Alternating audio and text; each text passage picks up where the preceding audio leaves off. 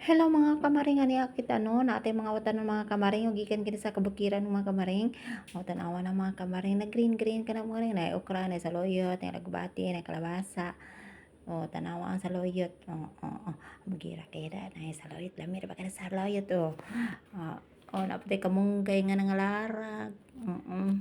Napay kamunggay mga nangalarag mga kamaring no.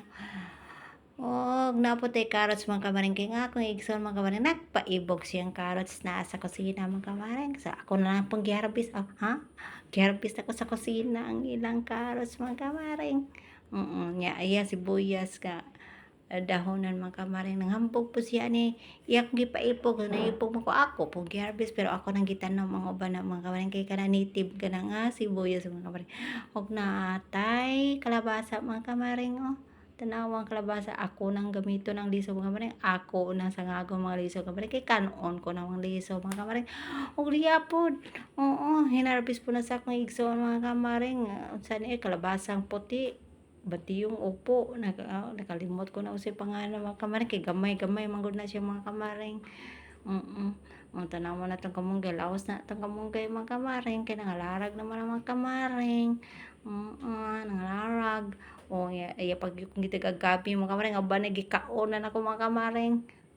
Akong gikaon ang uban mga kamaring kay ako ra man ang gilungag mga kamaring. Nanghatag pa gid siya nako tanawa sige lang gyud ko balik-balik ni kamaring sa karas mga kamaring akong giharvest sa iyang kusina mga kamaring kay iya man kong gipaibog mga kamaring. Iya akong gipaibog. Naibog sa the person mga kamaring tanawa gi-harvest.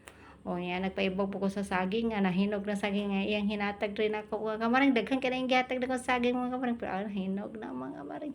Naman naluto na nga tunggutan mga kamaring ug nag-aso-aso na mga kamaring. Unsa pa baya atong paaboton ani mga kamaring magukad na ta mga kamaring ug mangaon na ta mga kamaring.